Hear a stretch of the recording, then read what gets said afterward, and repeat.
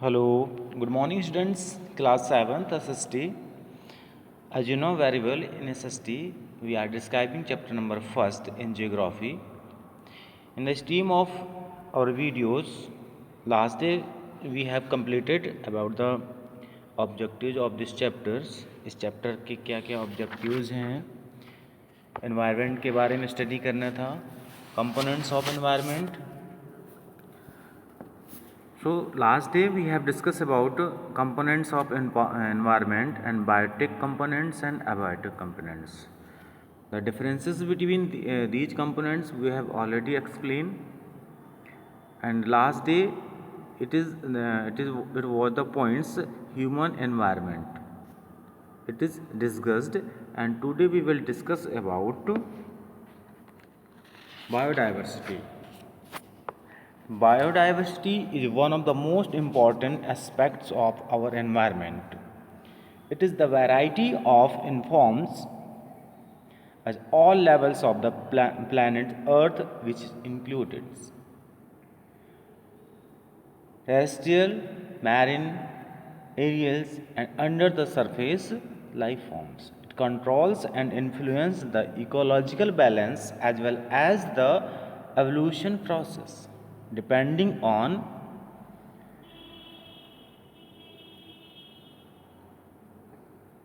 interrelation and interdependence of the living components within its terrestrial limit. Dinosaurs once lived on the earth but have disappeared in the nature course over millions of years. In the present, as many precious life forms are the disappearing from the earth's surface. Tiger, elephants, and rhino are some of the animals that are on the verge of extinction today. Dinosaurs बहुत समय पहले ऐसा माना जाता है कि dinosaurs अर्थ पर रहता था, लेकिन अब वो डिसअपियर्ड हो गया, अदृश्य हो गया. Reason natural causes of the over millions of years. In the present age, आज की एज में भी हम देख रहे हैं कि बहुत सी ऐसी प्रीशियस लाइफ फॉर्म्स, ऐसी बहुत सी प्रजातियां हैं जो डिसअपियर हो रही हैं हमारे अर्थ सरफेस से. जैसे आपका टाइगर्स में बहुत सी प्रजातियां हैं, elephants, rhinos are some of the animals that are on the verge of, ये हमारे विलुप्त होने की दशा में आ गए हैं.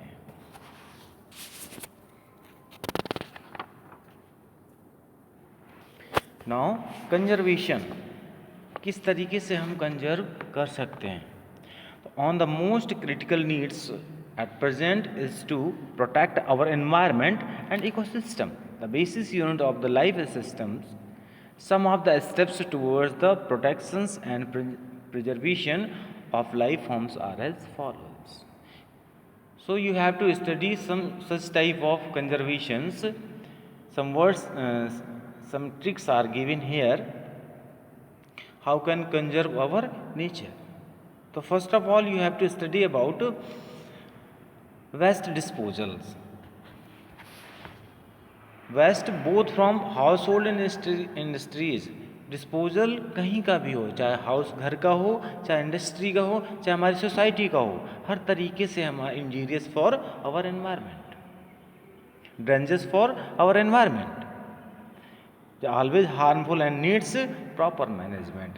If you manage this in proper management, we can reduce the harmness of the disposal. अगर हम इसको सही से मैनेज करते हैं, प्रॉपर मैनेजमेंट को फॉलो करते हुए अगर हम इसको मैनेज करते हैं, तो इसके जो नुकसान है, इसके जो खतरे हैं, उनको हम कम कर सकते हैं. अदरवाइज हर तरीके से डिस्पोजल हमारे लिए हार्मफुल है. Maintenance of balance in the system. We must correct our actions to maintain the delicate balance between nature and man. It is very important, it is very necessary to make the balance between nature and man. मनुष्य और प्रकृति के बीच में balance बनाना बहुत ज़रूरी है. For examples ले लेते हैं. Check pollution by using eco friendly materials.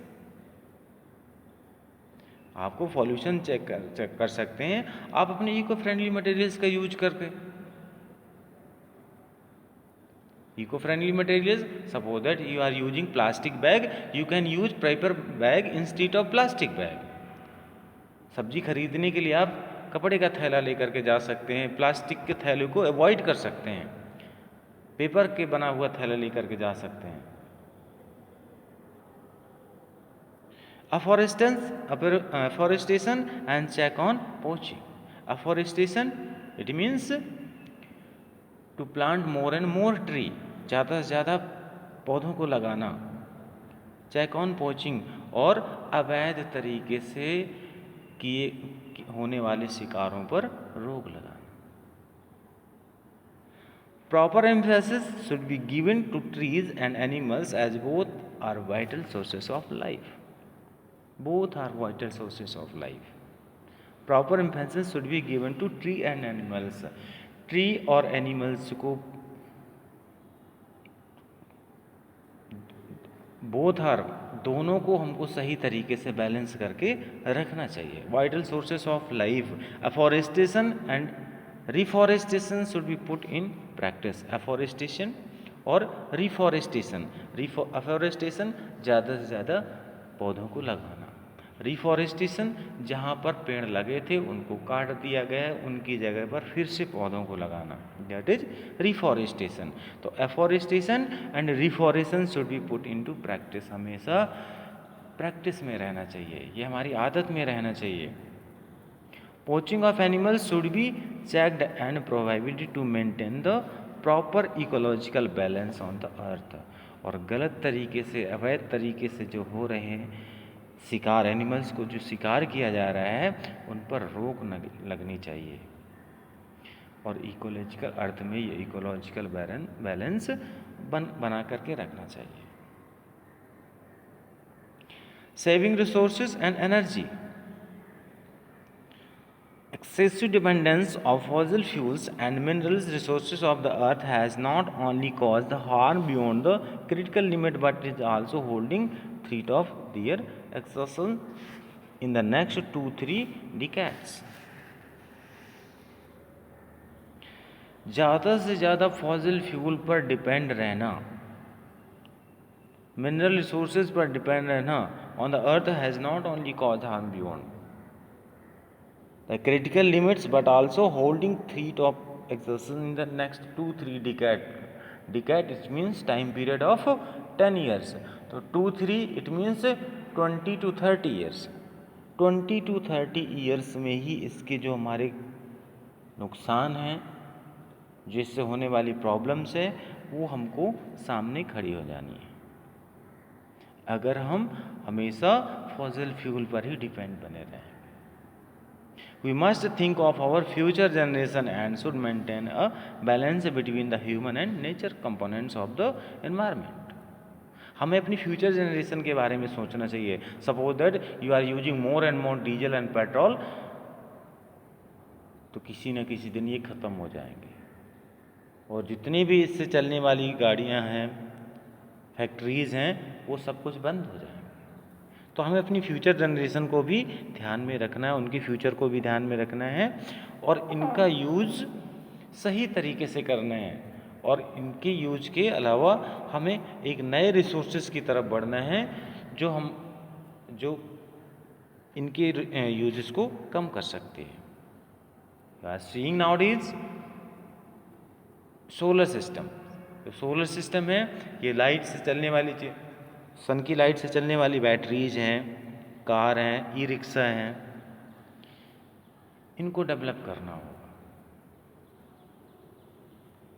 जिससे हमारे फॉसिल फ्यूल्स बच सकेंगे, उनका यूजेज कम हो सकेगा और फ्यूचर के लिए प्रिजर्व बने रहेंगे. So in this way this chapter is completed. In next videos we will discuss about exercise, so you have to do exercise as a homework.